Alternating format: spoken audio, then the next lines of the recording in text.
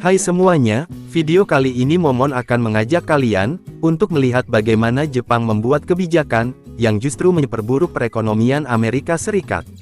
Kita juga akan mencari tahu apa yang terjadi antara Amerika dan Eropa yang selama ini diyakini mereka adalah aliansi sejati, ternyata hanya aliansi tipu daya bagi Amerika Serikat. Ketika Amerika Serikat dan sekutu-sekutunya saling mengkhianati, China justru diam-diam menguasai perusahaan-perusahaan Amerika Serikat dengan teknologi AI-nya. Sebelum kita lanjut, bolehkah Momon meminta sedikit bantuannya untuk menekan tombol subscribe dan like video ini?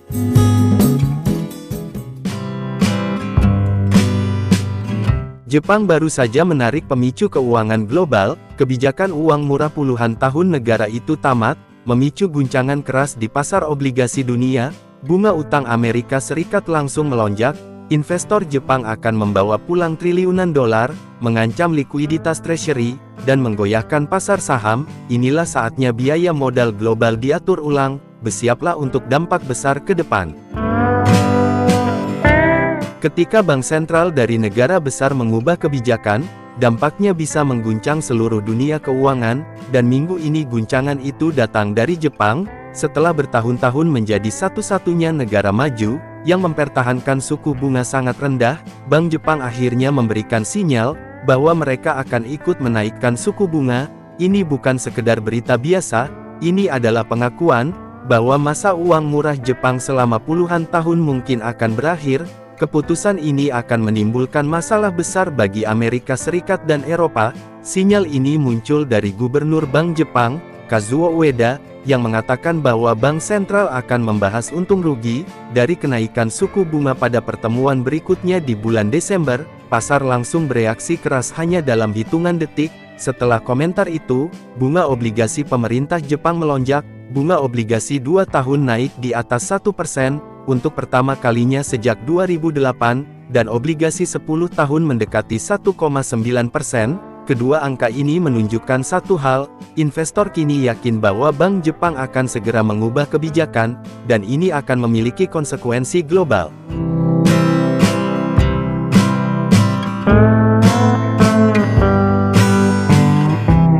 Kenaikan bunga di Jepang langsung memicu apa yang disebut para ahli sebagai efek kupu-kupu di pasar utang global. Sinyal dari Jepang itu membuat kondisi keuangan di seluruh dunia menjadi lebih ketat. Seketika bunga obligasi pemerintah naik di Eropa, dan yang paling terasa di Amerika Serikat, bunga utang pemerintah Amerika Serikat melonjak.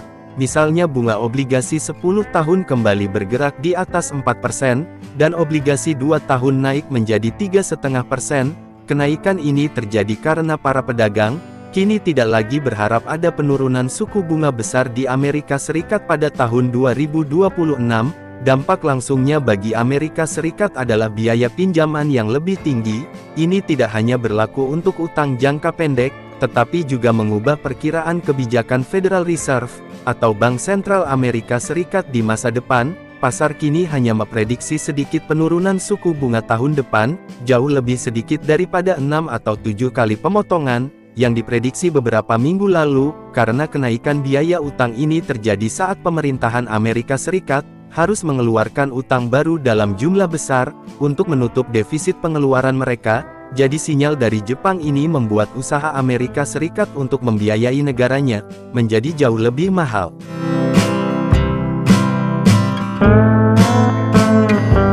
Penting untuk dipahami, bahwa Jepang adalah pembeli utang negara asing terbesar di dunia, terutama utang Amerika Serikat dan Eropa selama ini. Karena suku bunga di Jepang sangat rendah, perusahaan asuransi dan dana pensiun Jepang terpaksa mencari imbal hasil yang lebih tinggi di luar negeri, menjadikan mereka pembeli utama utang Amerika Serikat. Jika bunga di Jepang sendiri menjadi lebih menarik, investor besar kini akan tertarik untuk membawa kembali uang mereka. Ini berarti mereka akan mengurangi pembelian utang luar negeri, termasuk utang Amerika Serikat dan Eropa, atau bahkan menarik uang mereka kembali ke Jepang. Hilangnya permintaan utama ini adalah kabar buruk bagi Amerika Serikat dan Eropa, mengingat kedua wilayah tengah berjuang menampung pasokan utang baru yang sangat besar yang mereka terbitkan. Kembalinya modal Jepang ini dapat menghilangkan sumber uang tunai yang sangat penting dari pasar utang barat, dan secara otomatis mendorong bunga obligasi naik lebih tinggi. Guncangan di pasar obligasi segera menjalar ke pasar saham. Di Wall Street saham-saham teknologi adalah yang paling terpukul, membuat indeks saham utama seperti Nasdaq dan S&P 500 turun tajam karena investor menjual aset yang dianggap beresiko tinggi. Kelemahan ini diperparah oleh kejutan dari pasar mata uang digital, di mana mata uang kripto utama anjlok sekitar 7% pada hari itu, dan telah kehilangan lebih dari 20% nilainya dalam sebulan. Para ahli mencatat ada hubungan erat yang tidak biasa antara mata uang kripto dan saham perusahaan-perusahaan yang berpotensi tumbuh tinggi. Ketika salah satu sektor jatuh, yang lain cenderung mengikuti. Hubungan yang kuat ini menunjukkan bahwa investor sangat sensitif terhadap risiko di semua jenis pasar. Penjualan besar-besaran ini menunjukkan bagaimana sinyal kebijakan moneter dari satu negara dapat dengan cepat menyebar menjadi sentimen menghindari risiko global, memaksa penjualan posisi spekulatif di pasar saham dan kripto. Ketidakpastian yang dipicu oleh sinyal Jepang, dan dampaknya pada prospek global juga menekan nilai dolar Amerika Serikat. Mata uang ini baru saja mengalami minggu terburuknya dalam 4 bulan, ketika keuntungan bunga Amerika Serikat mulai memudar dibandingkan negara lain, ditambah dengan spekulasi yang berkembang, bahwa pimpinan Federal Reserve, The Fed mungkin segera diganti. Dolar Amerika Serikat melemah drastis. Di balik pelemahan dolar ini terdapat data yang menunjukkan bahwa ekonomi Amerika Serikat kembali melambat. Laporan terbaru mengindikasikan bahwa sektor manufaktur telah menyusut selama 9 bulan berturut-turut.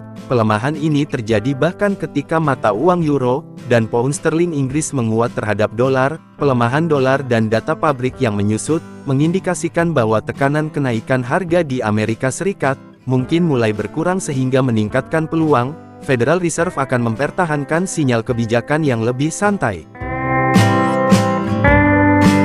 Semua perkembangan ini telah menyiapkan panggung untuk bulan ini, yang penuh dengan keputusan kebijakan moneter beresiko tinggi, dengan dampak jangka panjang hingga awal tahun 2026 dan seterusnya.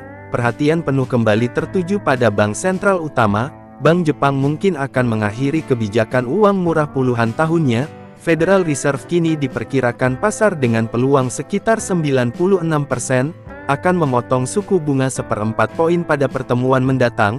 Meskipun jalur kebijakan setelah Desember masih sangat tidak jelas, kondisi yang semakin tidak stabil antara mata uang, utang dan saham di seluruh dunia, menunjukkan kekhawatiran serius tentang kesehatan keuangan global. Pesan dari pasar sangat jelas, ketika Jepang memutuskan untuk bergerak, ekonomi global beraksi dengan sangat cepat dan besar.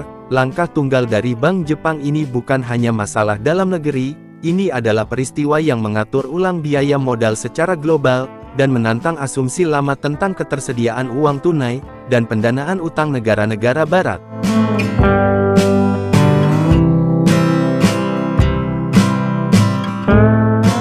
Amerika Serikat kini melihat Eropa hanya sebagai pasar, bukan aliansi sejati. Prioritas Amerika sudah bergeser total ke China dan Pasifik. Mantan Komandan Angkatan Darat Amerika Serikat di Eropa menegaskan, Amerika menganggap Eropa tidak penting. Ini adalah pengkhianatan transaksional. Kita akan cari tahu, mengapa Eropa terlempar ke urutan keempat, dalam strategi global Amerika Serikat, dan bagaimana kesepakatan bisnis rahasia, mengancam masa depan keamanan Eropa. Asumsi pasar yang selama puluhan tahun menopang tatanan global, kini dihadapkan pada realitas yang menyakitkan. Aliansi transatlantik antara Amerika Serikat dan Eropa telah kehilangan esensi sejati. Analisis ini bukan lagi sekedar spekulasi pinggiran, melainkan pengakuan yang semakin luas di kalangan strategis Barat. Mantan Komandan Angkatan Darat Amerika Serikat di Eropa, Jenderal Ben Hodges, secara terang-terangan memperingatkan bahwa benua Eropa perlahan-lahan menyadari bahwa mereka tidak dapat lagi mengandalkan Amerika Serikat sebagai mitra yang adil dan konsisten. Dalam pandangan Amerika sebagaimana diungkapkan Jenderal Hodges kepada Euronews dalam program Europe Today, Eropa secara fundamental dianggap tidak penting, kecuali mungkin untuk tujuan bisnis tertentu yang terfragmentasi. Pergeseran prioritas ini mencerminkan orientasi baru Amerika Serikat.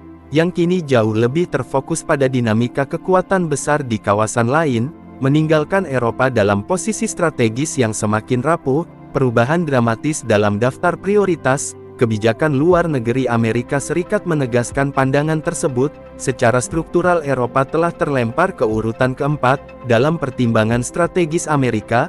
Mengutip analisis yang disampaikan Jenderal Hodges, fokus utama Amerika Serikat saat ini adalah pada belahan bumi barat, diikuti oleh kawasan Indo-Pasifik, yang menjadi medan kontestasi utama melawan China, dan kemudian Timur Tengah. Bukti terkini yang menguatkan pergeseran ini adalah insiden penugasan pejabat senior Amerika Serikat, yang kini lebih sering melewatkan pertemuan penting NATO di Brussels. Peristiwa ini yang dianggap tidak biasa oleh kalangan pengamat kebijakan luar negeri, menjadi indikator nyata bahwa sumbu pertahanan dan diplomatik Eropa kini berada di pinggiran perhatian, sebuah sinyal yang membuyarkan ilusi mengenai pemerintahan Amerika Serikat menangani konflik di Ukraina. Sejak awal telah dicirikan oleh pendekatan yang Jenderal Hodges sebut sebagai kesepakatan real estate besar-besaran, dan menunjukkan kerusakan fundamental. Narasi ini menelanjangi motif Amerika Serikat yang tidak murni berlandaskan idealisme kemitraan, melainkan didorong oleh kepentingan transaksional jangka panjang. Fokus utama Amerika menurut bocoran dan analisis mendalam yang diungkapkan kepada media internasional adalah pada penataan kembali hubungan ekonomi dan sumber daya dengan Federasi Rusia pasca konflik. Ini terbukti dari pengungkapan yang melibatkan sosok-sosok kunci, seperti utusan khusus Presiden Donald Trump untuk Timur Tengah, Steve Witkoff, dan menantu Trump, Jared Kushner. Mereka ditenggarai lebih tertarik pada potensi berurusan dengan Rusia. Setelah semua ini selesai, sebuah sentimen yang mengarahkan bahwa perang dilihat sebagai jalan menuju restrukturisasi ekonomi yang menguntungkan Amerika Serikat. Pendekatan transaksional ini menciptakan resiko besar bagi keamanan dan stabilitas benua Eropa, jika skenario yang diidamkan Witkoff dan Kushner terwujud, di mana Moskow mungkin mendapatkan konsesi yang signifikan, sebagai bagian dari kesepakatan pasca perang. Hal itu akan menjadi masalah besar bagi Eropa, seperti yang diperingatkan Jenderal Hodges. Kesepakatan yang tidak memuaskan dan dipaksakan kepada Ukraina, berpotensi memicu gelombang pengungsi besar-besaran, yang mencapai jutaan orang, membebani kapasitas sosial dan ekonomi negara-negara Uni Eropa. Analisis ini menunjukkan bahwa strategi Amerika Serikat tidak sepenuhnya selaras dengan kebutuhan keamanan jangka panjang Eropa. Sebaliknya, kepentingan geopolitik Amerika Serikat yang mencari dominasi ekonomi global dan penyeimbangan kekuatan melawan China, menempatkan stabilitas regional Eropa sebagai variabel yang dapat dikorbankan demi keuntungan yang lebih besar. Bagi Eropa, konflik Rusia-Ukraina adalah ancaman eksistensial yang berada tepat di ambang pintu. Namun ironisnya, ancaman ini hanya menempati posisi sekunder dalam perhitungan Amerika Serikat di Washington. Rusia dianggap sebagai kekuatan regional yang terkunci dalam perang, gesekan yang mahal tetapi tidak lagi merupakan rival strategis global utama yang dapat menandingi China di Indo-Pasifik. Data faktual menunjukkan bahwa setelah bertahun-tahun konflik dan menghadapi sanksi ekonomi yang signifikan, Federasi Rusia hanya berhasil menduduki sekitar 20% dari total wilayah Ukraina. Namun anggapan bahwa Rusia sedang kalah dan tidak akan menjadi ancaman lebih lanjut adalah simplifikasi yang berbahaya, terutama bagi negara-negara Eropa Timur dan Baltik. Sikap Washington yang memandang remeh ancaman Rusia dan lebih fokus pada pertarungan abad ini melawan China di Pasifik, secara implisit memaksa Eropa untuk lebih mandiri dalam pertahanan. Jika Amerika Serikat menarik fokus dan sumber daya militernya untuk memperkuat kehadiran di Laut Cina Selatan dan Taiwan, Eropa Timur akan menjadi zona yang rentan. Juru runding senior Amerika Serikat yang dituding melihat perang ini sebagai kesepakatan bisnis gagal, memahami bahwa konsesi yang diberikan kepada Moskow akan menjadi presiden yang memperkuat narasi Kremlin dan merusak pondasi tatanan keamanan Eropa yang dibentuk pasca Perang Dingin. Banyak ahli strategi di Eropa kini berpendapat bahwa Amerika Serikat tampaknya siap mengambil resiko keamanan Eropa demi mengamankan posisi tawar ekonomi globalnya, sebuah pertukaran yang dinilai fatal dan tidak adil bagi mitra transatlantikanya.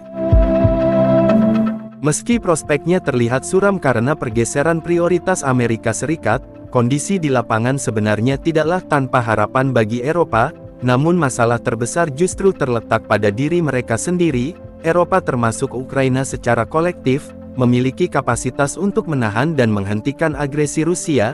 Jika digabungkan, negara-negara Uni Eropa memiliki industri yang kuat, kekayaan finansial yang melimpah, dan populasi yang jauh lebih besar daripada Federasi Rusia. Sebagai perbandingan, menurut data ekonomi terkini dari lembaga seperti Dana Moneter Internasional atau IMF, produk domestik bruto atau PDB nominal Uni Eropa diperkirakan mencapai sekitar 17 triliun dolar, yang setara dengan sekitar 272.000 triliun rupiah, dengan estimasi kurs saat ini jauh melampaui PDB Rusia. Analisis Jenderal Hodges menekankan bahwa tidak ada alasan bagi Eropa termasuk Ukraina untuk tidak dapat menghentikan Rusia.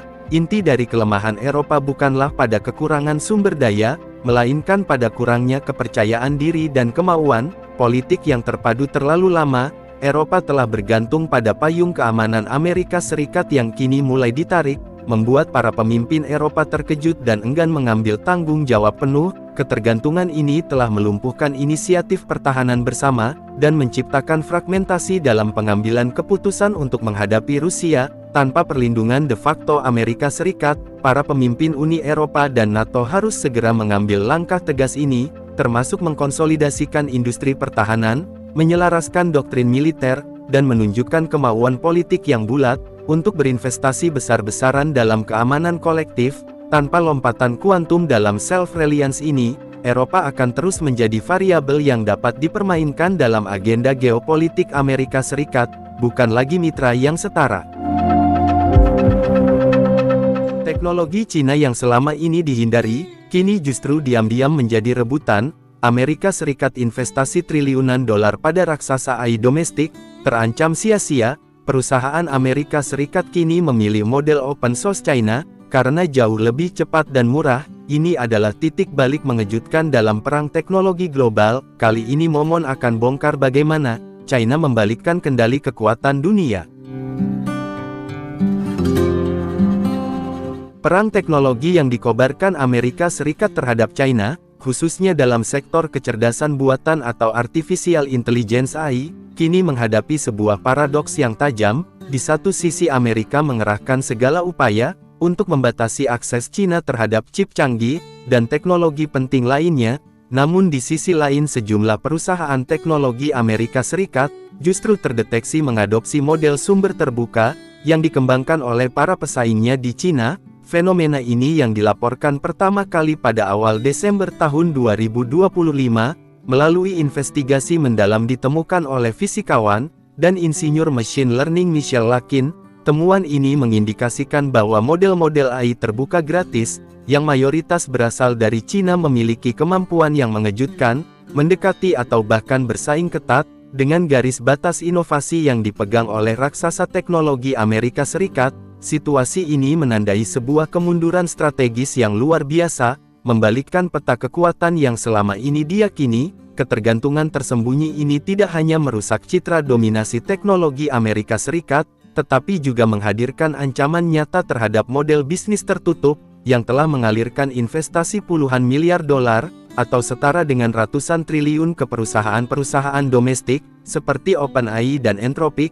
Investor telah menanamkan modal dengan ekspektasi, perusahaan-perusahaan ini akan mendominasi pasar global, tapi kini kehadiran model terbuka yang lebih murah dan kompetitif dari China, seperti model Qwen milik Alibaba, dan R1 dari DeepSeek, memaksa perusahaan Amerika Serikat mempertanyakan strategi mereka, dan mencari alternatif yang lebih pragmatis dan hemat biaya.